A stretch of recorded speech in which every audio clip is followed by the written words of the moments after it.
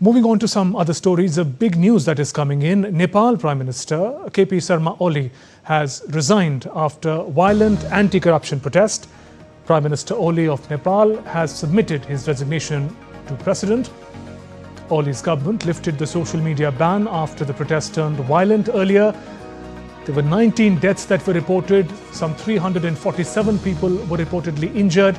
Protesters were still seen blocking roads outside the Nepal Parliament and in Kalanki, among other places, demonstrating against what the protesters called an authoritarian attitude of the government. But the big news coming in at this hour, Nepal Prime Minister KP Sharma Oli, facing widespread protests, particularly by the youth, referred to as Gen Z protest in Nepal, has resigned from his position. Nepal Prime Minister KP Sharma Oli has resigned after the violent anti-corruption protest taking place in Nepal. Prime Minister Oli has submitted his resignation to President. Widespread protests were reported in Nepal after the Nepalese government had put a ban on social media for a particular period. The ban was lifted.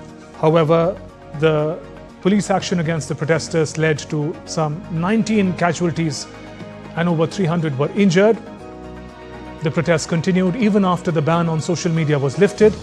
But the latest coming in, a big development. It's from the Nepal government. Prime Minister Oli of Nepal has submitted his resignation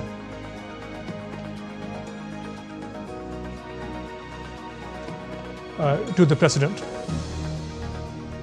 Prime Minister Oli of Nepal has submitted his resignation to the President. Big news coming in from Nepal. State was hit by large-scale protests, particularly led by the youth, also referred to as Gen Z protests. One of the reasons for the protests was seen as the government banning some of the prominent social media sites owing to regulation issues. But the protesters said that the government is muzzling free speech, and the protests continued. And DD India correspondent Shweta Singh is joining us live from Kathmandu. Shweta, big developments coming in from Nepal. Prime Minister KP Sharma Oli has resigned. Take us through the developments. Shubhendu, you see in my background, protesters have blocked the road. In spite, curfew has been running from the morning, but it has been strictly denied by all the youth. So youth are on the road. They are burning tires. And if you can see on my back, the entire road is blocked. So you see, Prime Minister Oli have submitted his resignation under pressure. It was that he was not willing to submit his resignation because at 6 p.m. he had called on all party meeting. But from all nook and corners, he got so much of pressure that finally he had to submit his resignation to President. His other ministers also resigned before he finally tendered his resignation.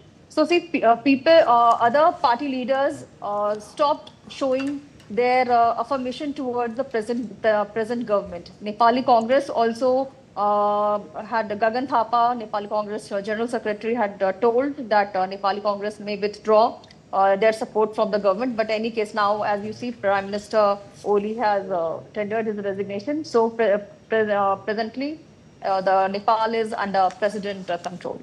Okay, a little more on that, Shweta. What appeared like a law and order situation with the large-scale protest, and now Prime Minister Oli has also resigned. Who is in charge now of the situation? And also the protesters were demanding Prime Minister's resignation, and now that it has come, are there any signs of the protests coming to an end? Actually, Shubhendu, I would say the protest was not just about Prime Minister Oli resigning. It was against the corruption overall.